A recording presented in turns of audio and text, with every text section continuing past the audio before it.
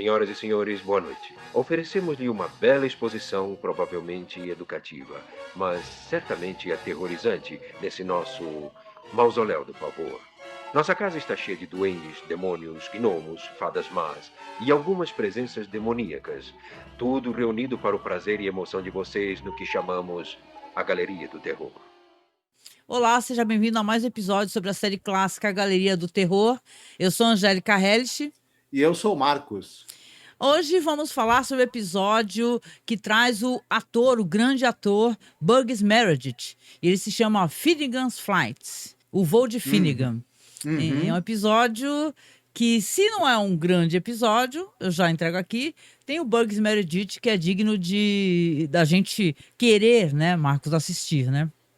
Sim, eu acho que esse episódio tem um outro destaque que a gente pode dar, que é o fato de que ele tem roteiro do Rod Serling, né? Então é sempre importante da gente lembrar. Sim, e ao mesmo tempo preocupante, né? Já que eu acho esse episódio um pouco confuso. Então a gente volta a comentar sobre essa questão que a gente não sabe se é questão de edição, se é uma pressa, né? Nessa última temporada, mas os episódios são curtos. Esse episódio é baseado, na verdade, no roteiro, como você falou, do Rod Serling, que é um grande roteirista. Então a gente fica meio, né? Bolado com isso daí. Certo. A gente vai chegar lá, né? Eu concordo com você que tem algumas derrapadas aí, mas talvez por conta do direção, talvez, mas a gente vai chegar lá. Sim.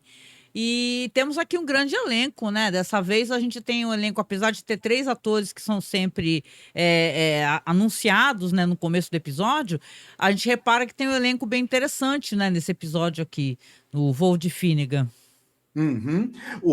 Como você disse, nós vamos ter o Burgess Meredith. Ele já apareceu aqui em Galeria do Terror no episódio Little Black Bag. Que é muito bom, que é bem legal. Também é bom lembrar que já tivemos oportunidades continuadas de falar sobre ele, até porque fizemos os podcasts de todas as temporadas de Além da Imaginação, e as pessoas devem lembrar que ele está em alguns clássicos da série. Por exemplo, na primeira temporada, o Time Enough at Last. Sim, dos mais episódio espetacular. recordados. Na segunda temporada, The Obsolete Man, um dos episódios mais importantes da série toda também. E na quarta temporada, o The Printer's Devil. Que também é ótimo, né? Eu tenho até uma teoria, né? Que o episódio, porque tá num episódio também que é o Mr. Dingle the Strong, né? Que é um episódio menor de Além da Imaginação, mas ao mesmo tempo eu tenho até uma teoria de que, na verdade, o episódio pode até não ser incrível, mas a atuação dele é. Né? Então, acho que aqui é um caso da gente também reparar na atuação dele, que ele entrega muito na atuação, né?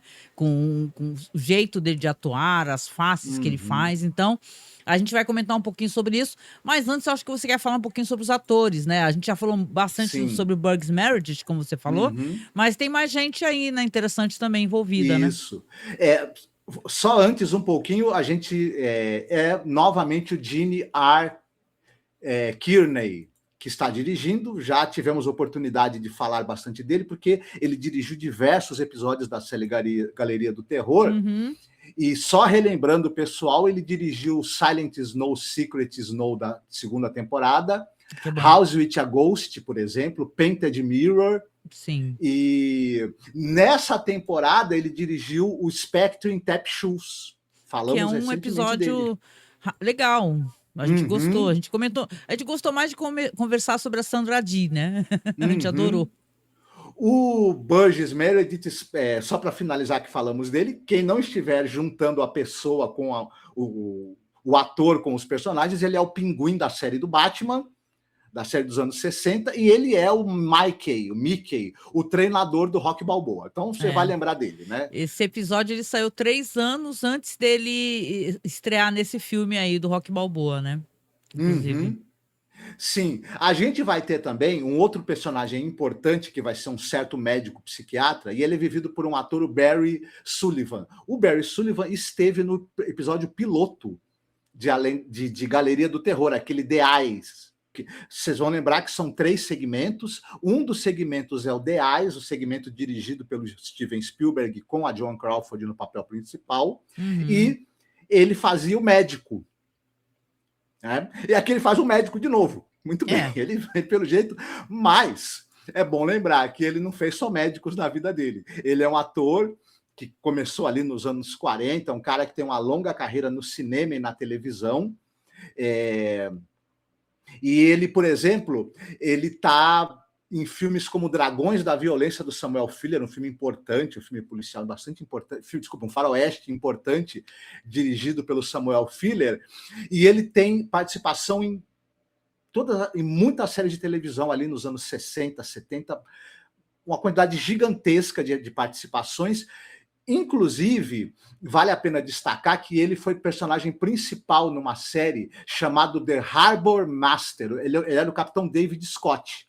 E essa era uma série que é meio que o cara era um capitão de um barco, que também, quando estava atracado, o barco estava atracado, ele resolvia mistérios, crimes, enfim. Não passou na televisão brasileira, mas é um destaque que a gente pode dar. Sim. Né?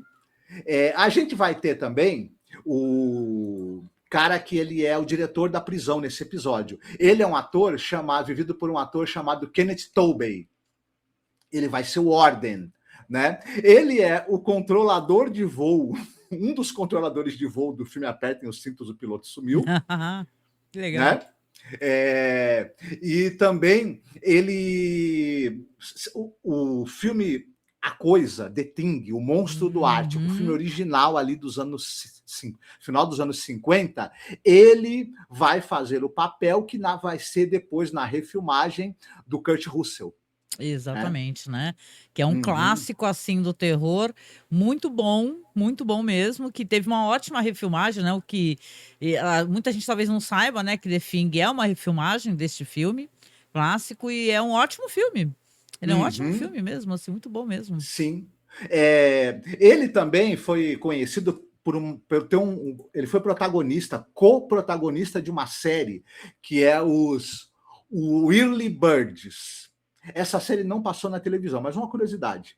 Ele fazia um piloto de helicóptero, era um helicóptero pilotado por 2 caras. Eles trabalhavam fazendo resgates, transporte, e resolviam casos, resolviam crimes, salvavam as pessoas. A série também era uma grande propaganda para o uso comercial do helicóptero. A gente não falou, mas outro ator importante que está nesse episódio e que faz um papel fundamental na trama é o Cameron Mitchell. Isso. Ele já participou do episódio Green Fingers. Aqui em Galeria do Terror já falamos da carreira dele, e ele, se você assiste televisão e se tem uma idade mais ou menos da gente, você via televisão nos anos 80, você vai lembrar que talvez você lembre que ele era o Bucky da famosa série Chaparral. Sim. Buck Cannon, da série Chaparral. Ele ficou famoso no Brasil por conta disso e por conta também dele aparecer em vários e vários filmes B, vários episódios de televisão de muitas séries. Então, é isso. Muito bom. Não, e o Green Fingers, né, é um episódio que é daqui de Night Gallery, que é com a Elsa Lancaster, né? Que era a noiva de Frankenstein, gente. Exato. Né? Maravilhosa, essa atriz idosa já, assim, mas é um episódio super legal, assim, muito bom, por sinal. Então vamos lá, então, dessa vez sou eu que faço a sinopse, né? Então vamos lá comentar um pouco sobre a história com vocês. Então o episódio se trata de uma história que se passa numa prisão, né?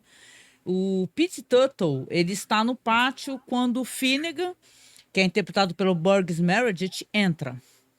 O pátio é aquele pátio de prisão, né? Os caras estão lá, um olhando para a cara do outro, um tramando ali quem que eles vão quebrar de paulada, né? Vem por aí, né? Aí ele olha pro guarda, o personagem do Burgess Meredith, o Finnegan, e fala assim: me deixe sair.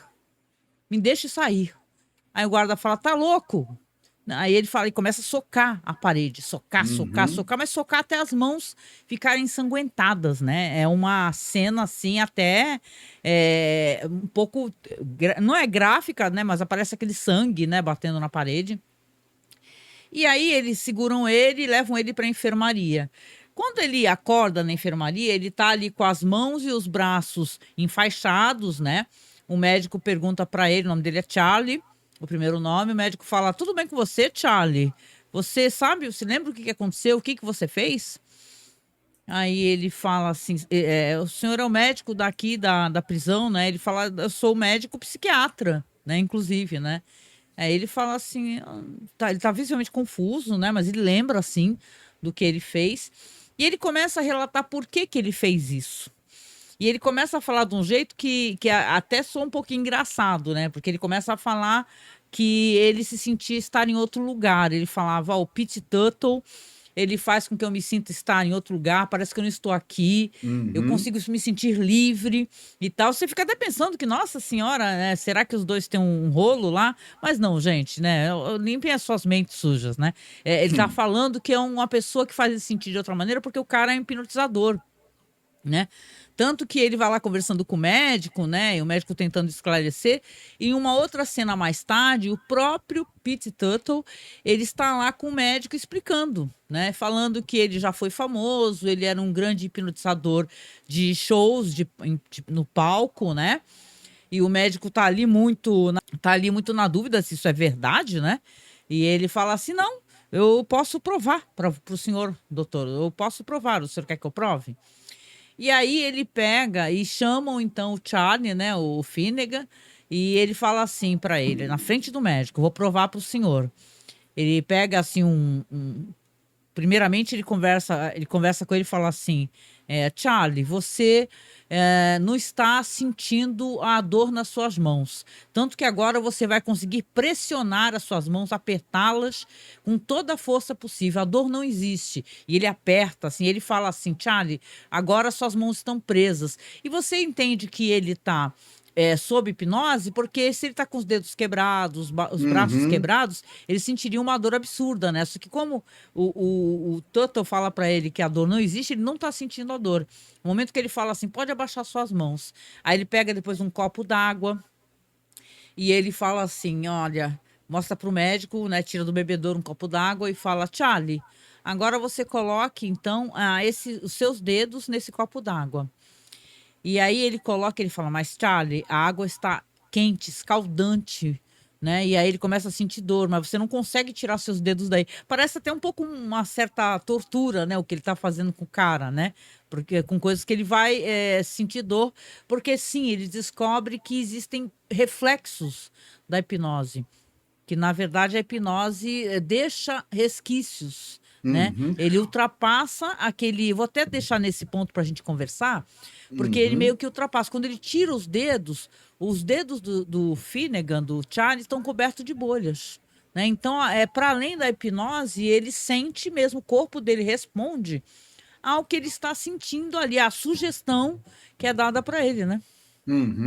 Ele consegue somatizar o que seriam os efeitos da sugestão que o Tuttle tá. Tanto é que o próprio personagem do Cameron Mitchell, Tuttle, o hipnotizador, fala pro psiquiatra: eu nunca vi uma pessoa tão suscetível à hipnose quanto ele. E ele ainda fala: eu tenho muitos e muitos anos fazendo hipnose, você mesmo falou, ele se apresentava em shows, mas ele nunca tinha visto alguém com uma capacidade de sugestão como esse cara, como o Finnegan, né? Como o Charlie. E essa pessoa que somatiza, né? Ela incorpora as sugestões que ele dá e tem efeitos físicos. Isso.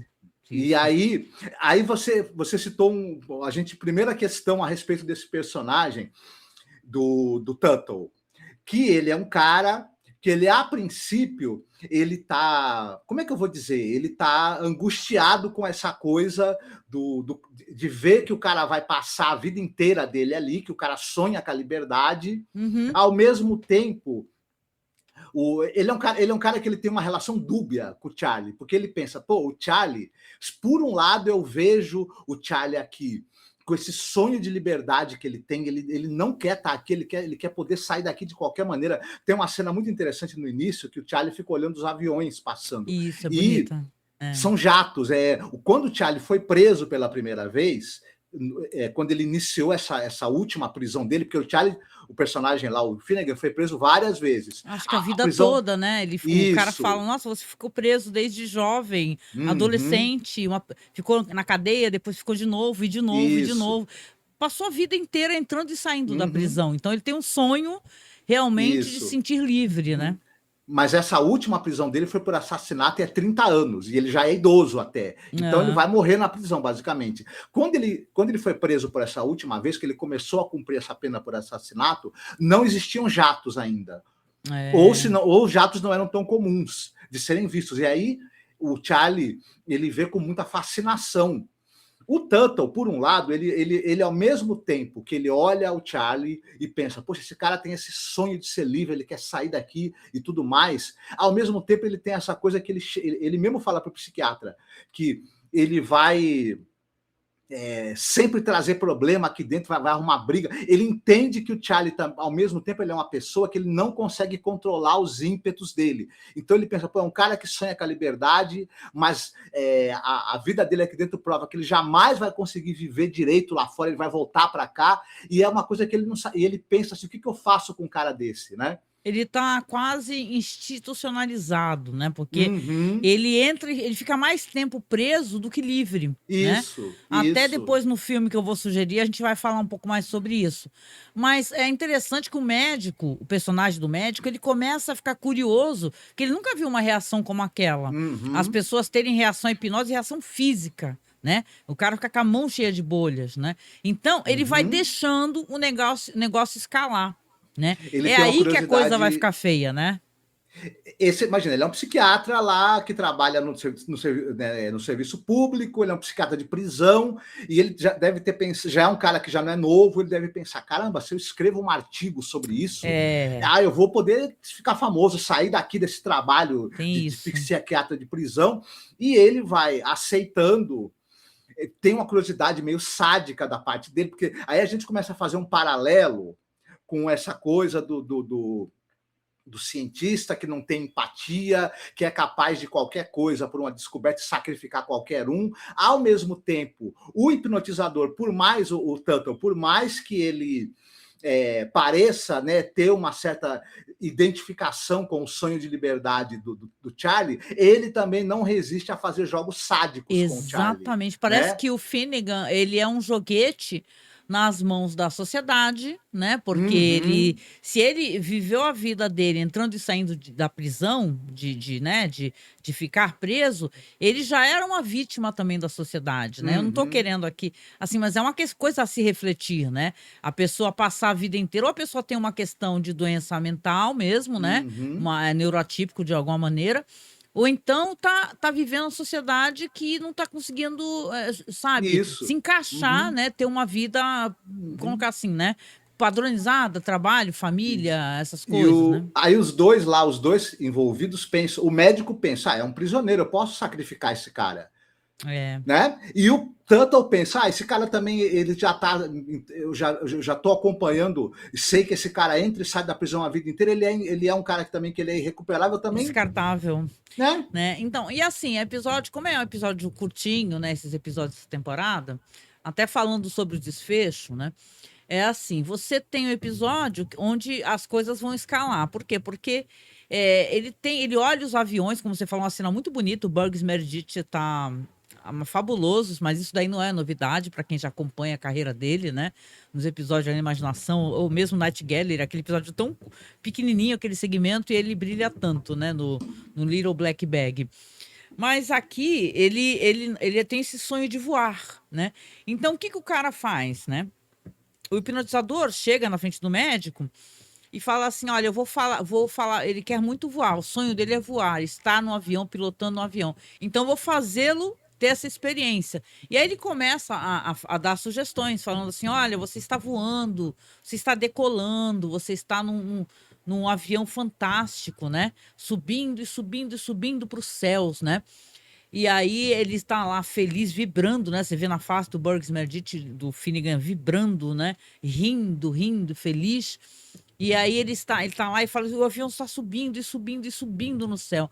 Só que tem um momento que ele começa a ficar meio vermelho, e começa a tossir, e começa a não conseguir começa a balbuciar o Finnegan, e aí eles ficam olhando para ele, assim, para a cara dele, e tentando entender, né? Falando assim, o que está acontecendo com ele? Ele não estava feliz, não está voando? O que está ocorrendo? Inclusive, nesse momento que está fazendo esse teste aí, tá fazendo essa hipnose, o diretor aparece numa ponta bem pequenininha, falando assim, o que está acontecendo aqui? E o psiquiatra começa a explicar que isso é uma coisa super importante, né? É um achado científico, alguém que responde dessa maneira à hipnose, né? Que o cara realmente é um hipnotizador muito, muito importante, o cara é hipnotizador muito, muito bom, e ali está acontecendo um evento importante. E aí, quando eles começam a perceber que na face do Finnegan, que ele não tá conseguindo respirar, tá balbuciando, o médico repara e fala assim, ó, eu acho que ele subiu demais, ele tá numa altitude muito grande e ele não tá conseguindo respirar. E é verdade, né? Só que olha só que situação interessante que é colocada aqui, só que eu acho que é subaproveitada. Porque ele tá lá no alto do céu nesse avião, sem ar, né? Porque não é um jato, ele tá no avião, né? Então, ele não vai conseguir, se ele está ali sob hipnose, acreditando realmente, todo o corpo dele responde realmente que esteja acontecendo isso, ele está vivendo essa situação, ele não vai ser uma coisa resolvida facilmente, que ele vai falar, pronto, ô Finnegan, você agora está na Terra, você acordou, era só um sonho. Não, ele chega, até que ele poderia falar isso, até eu pensei, né? Ele poderia, né? Mas a sugestão está tão forte que eles têm que reverter a sugestão. O hipnotizador tem que reverter a sugestão para que ele, na verdade, consiga descer com o avião e pousar. Só que ele não consegue, ou na hora eles não raciocinam, ou é uma falha talvez de roteiro, né? Porque eu pensei que poderia, né? O médico, o hipnotizador ter falado para ele assim, não, na verdade, você abriu os olhos, estava sonhando. Pode acordar do seu sonho, o avião não tá, você não tá no alto do céu sem oxigênio, né? Mas aí o que acontece? A coisa mais absurda e estapafúrdia possível acontece, né? Porque envolve outras coisas sobrenaturais, né? Porque enquanto o médico, inclusive, está conversando ali com o diretor, tentando convencer o diretor que quer parar de qualquer maneira aquela sugestão, há uma grande explosão. Por quê? Porque o avião do Finnegan caiu e bateu no chão. Na verdade, ele morreu imediatamente. Houve uma explosão, um fogo. Então, assim, é um episódio interessante, mas ele também é um tanto quanto, sabe? Então, é uma coisa sobrenatural, né, que acontece. De ter fogo, de ter chamas. Como assim? O cara tá numa cama.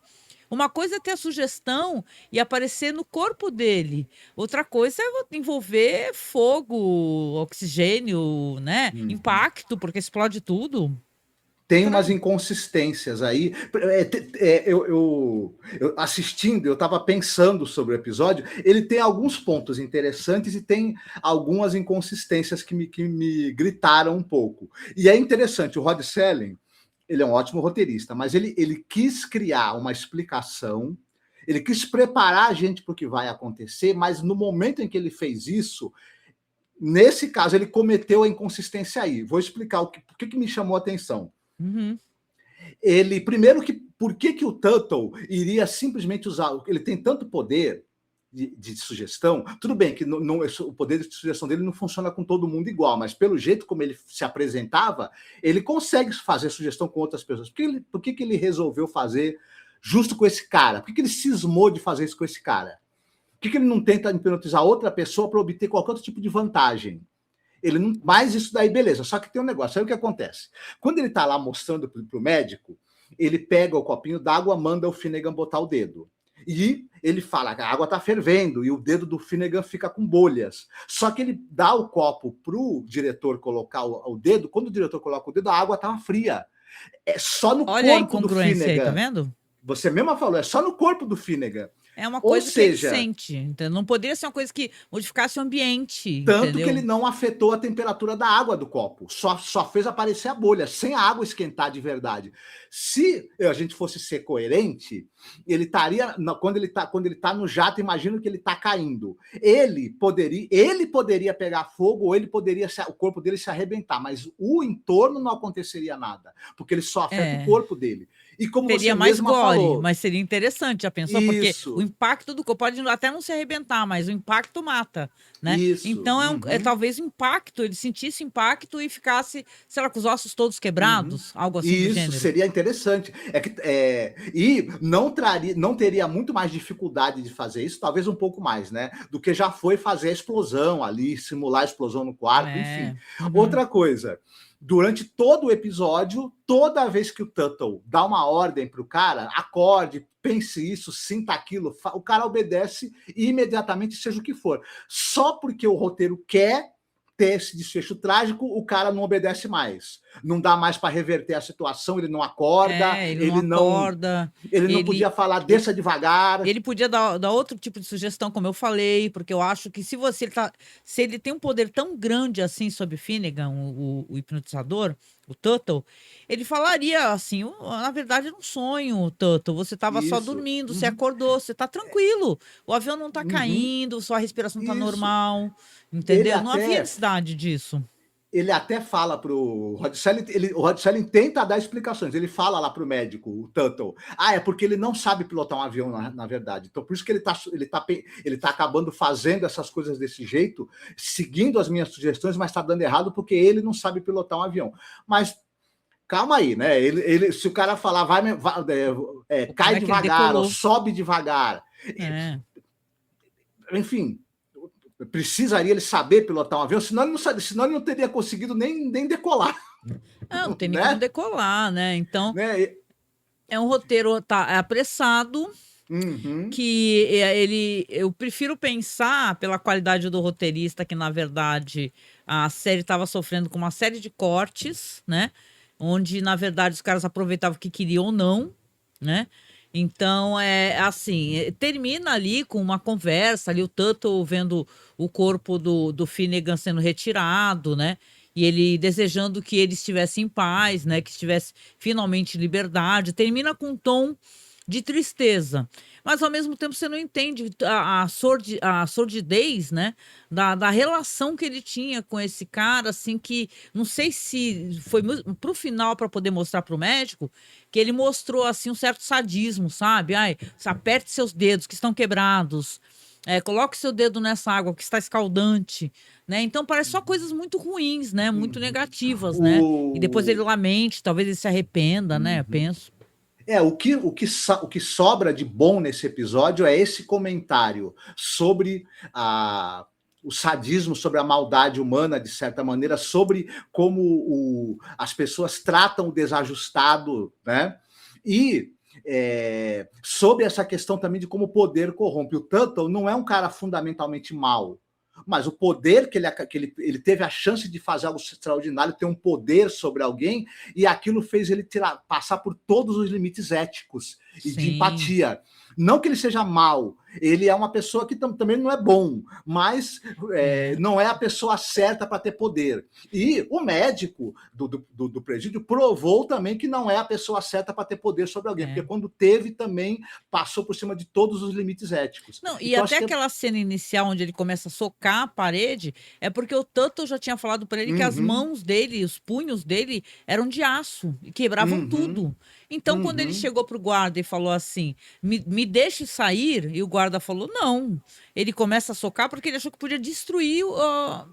Ele ia bater na parede até não ter braço nenhum, você entendeu? Então, é de uma crueldade isso daí, né? Então é um episódio que ele vale muito, de verdade, por ter o Burgess Meredith, que eu. Assim, gente, pode ter roteiros que não sejam a altura dele, mas ele é a altura de todos, né? A gente brincava até, o Peter Cushing era assim, né? A gente falava que ele pode estar no filme mais ridículo possível, mas ele ainda era o Peter Cushing. A Então ele ia entrega entregar do a melhor atuação A possível. entrega do Burgess Meredith nesse episódio ela é total. Ele é um sonhador, ele faz você acreditar. Esse episódio ele tem inconsistências, a direção, nesse caso aqui, ela está longe de ser algo genial, Sim. e os recursos não são dos melhores também, em termos. Mas ele faz você acreditar. A atuação dele faz a gente acreditar. E Né? olha, são faces interessantes, todas as Uhum. faces, assim. O elenco do episódio é bom, no sentido que são rostos que você não esquece. Desde o preso, que às vezes nem tem nome, né? É preso número 1, entendeu? Eles são rostos interessantes, Isso. assim, para além dos atores, sabe? Ainda aparece o ator do The Thing. Então, é um episódio que tinha tudo para ser um grande episódio. Sim. O Cameron Mitchell, no episódio Green Fingers, ele tá numa atuação no overacting, ele tá exagerado. Tá. Mas aqui eu acho que ele encontrou o tom muito certo para esse personagem, um tom meio dúbio. Então eu gostei bastante da atuação dele também aqui. Não gostei no Green Fingers, mas aqui... Ah, legal. Então, você... E aí, o que você achou? Foi um episódio aceitável, assim? A gente vem reclamando, né, dos episódios, o que é uma coisa que a gente nem gosta de fazer, né?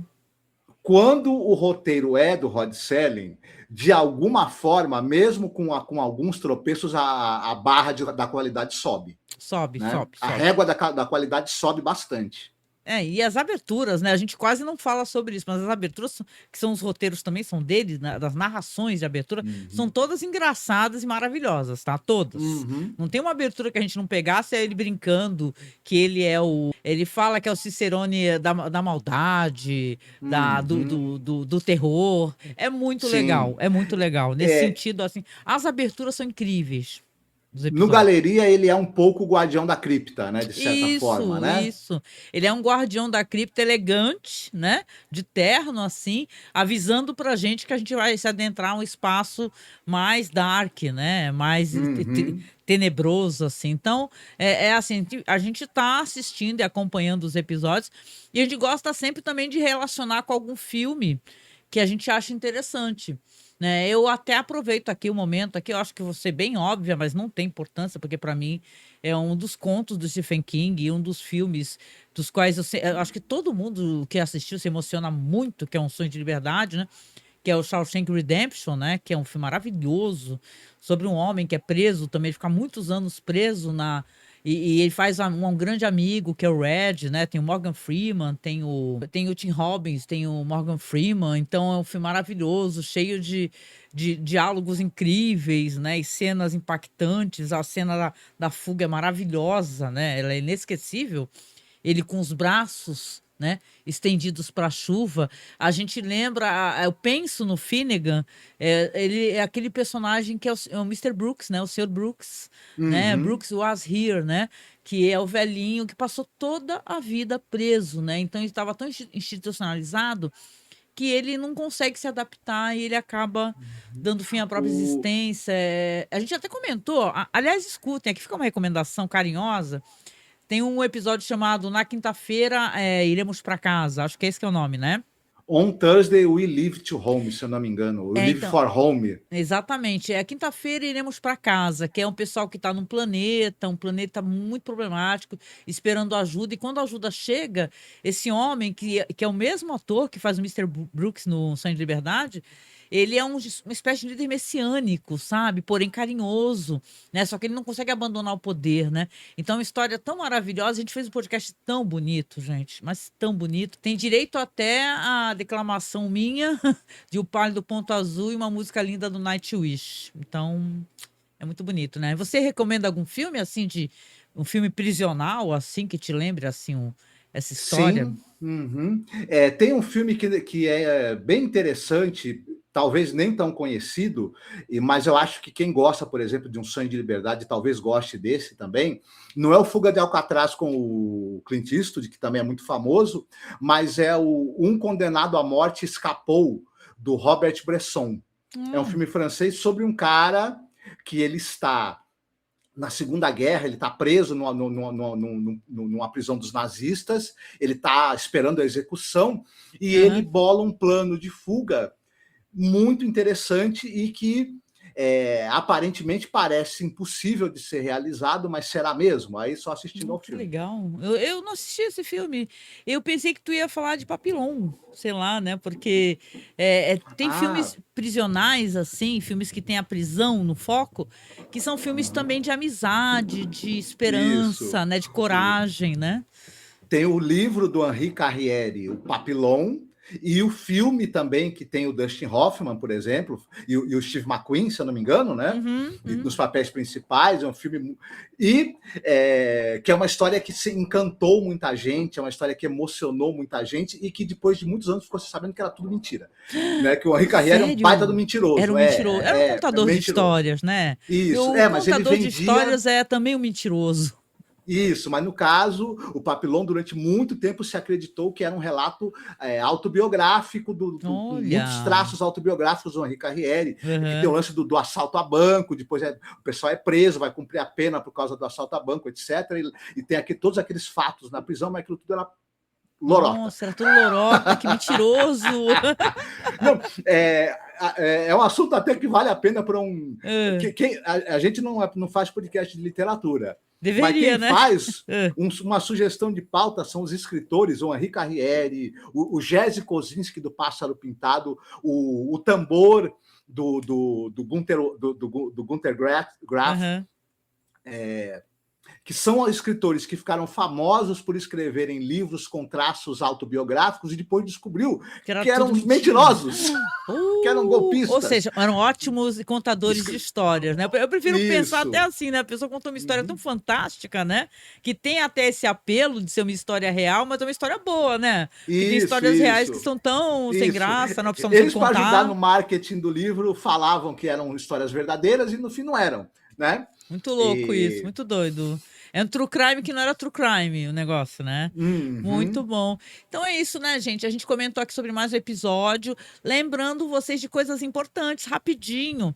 Nossos podcasts estão em todas as plataformas, tanto na Amazon Music como no Spotify. Eu também tenho... A gente tem uma pasta também, porque o Spotify ele tem uma mania de ficar deletando nossos podcasts. Porque ainda mais esses daí de Além da Imaginação, são podcasts que a gente toca música no final, a gente escolhe uma música, tem todo um clima, né? Que a gente não dispensou escolher uma música e tocá-la no final, às vezes. Então, o Spotify adora pegar e deletar nossos podcasts. A gente tem uma pasta onde estão todos, tá? No archive, assim, costuma ficar lá no nosso site, você acessa lá, masmorracine.wordpress.com. E caso você não encontre algum podcast, você queira escutá-lo, também pode nos chamar nas redes sociais, pode ser lá no nosso grupo, lá no Facebook, que é o Fãs de Além da Imaginação, ou no meu perfil pessoal, ou no perfil do Marcos também, tá? Porque às vezes as pessoas estão procurando os podcasts e não encontram. E a gente reupa os podcasts, não tem essa, no Spotify pode deletar, a gente vai lá e coloca de novo, se não no Spotify, em outro lugar. Né? Então é questão de tempo para a gente, inclusive, atualizar todos os podcasts. Tá em um feed novo de Além da Imaginação. Você vai poder escutar todos os podcasts sobre Além da Imaginação, como Galeria do Terror. No mais, pode procurar Cine Clube da Masmorra em qualquer plataforma, tá? Se você escuta podcast, seja na Amazon Music, Spotify, sei lá, o seu aplicativo favorito, Podcast Addict, não importa. Procure lá, tá? Cine Clube da Masmorra ou Além da Imaginação Podcast. E, Marcos, lembrar também que a gente também tem apoio, né? A gente precisa do apoio das pessoas para poder continuar, né? Como é que as pessoas podem nos ajudar, nos apoiar? Isso, você pode nos apoiar pelo Apoia-se, e você pode também pelo Pix, e quem sabe de cor, tanto o Pix quanto o Apoia-se, Angélica. Sou eu, porque eu falo sempre, né? O nosso Pix é apoiomasmorra@gmail.com. Você também pode nos apoiar nesse QR Code vermelho aí que tá passando na sua tela, tá vendo? É o Live Pix GG. A gente tá até agora esperando o áudio das pessoas, ninguém mandou. A gente tá muito decepcionado, hein? Então você mande áudio pra gente. Não é difícil, gente, você aponta a câmera do seu celular para o QR Code, vai abrir assim uma janelinha, não é vírus, não é nada, é uma plataforma muito confiável que quem faz streaming usa, e nós também fazemos, né? Onde aparece assim, contribua para o site tal, entendeu? Não tem muito segredo, tá? Então, você pode nos ajudar pelo Live Pix GG, mandar um áudio para a gente poder tocar no podcast. A gente quer saber a sua opinião também, né? E também tem a Amazon do outro lado, você tá vendo que você comprando qualquer coisa, a gente pela Amazon, não importa, de uma caneta a uma geladeira, né? A gente recebe pela indicação, a Amazon dá uma michanga pra gente, uma micharia, né? Isso já ajuda a gente a conseguir comprar microfone, pagar conta. Então, cara, é muito difícil fazer podcast no Brasil quando você é um podcast pequeno, que não é patrocinado. Então a gente faz tudo pela raça, assim, na raça mesmo, com amor, com carinho. Então a gente precisa do seu apoio. Se você gosta de verdade, apoia a gente, tá? Você que vai lá comprar o seu livro do Brandon Sanderson, da Colin Hoover, por exemplo, na Amazon, se for pelo nosso link, você paga um café pra gente. Paga um cafezinho, já ajuda, gente. A gente compra o nosso café, de repente, porque a gente também precisa de um cafezinho. E tá caro. Isso, não vai acrescentar em nada do valor que você vai pagar. Apenas uma pequena porcentagem vem para nós. Indicação. Pela indicação, a gente recebe a mixaria, não afeta o valor de nada, você não paga mais, você não... Qualquer promoção você acessa na Amazon, não tem nada, pode comprar tranquilamente. No mais, muito obrigada. A gente volta logo aqui com mais um podcast. Lembrando que o Marcos também tem as redes sociais. O Marcos é livreiro, então ele tem o sebo dele físico, mas também tem o sebo virtual lá na estante virtual, né, Marcos? Marcos Pereira 19. Isso, também tá aqui linkado nos links do Marcos, tá? Muito obrigada e logo mais estamos de volta com mais um podcast. Beijão, tchau, tchau. Tchau, fiquem bem e curtam o carnaval. Curtam, a gente tá gravando no carnaval, é isso. Beijo. Tchau, tchau.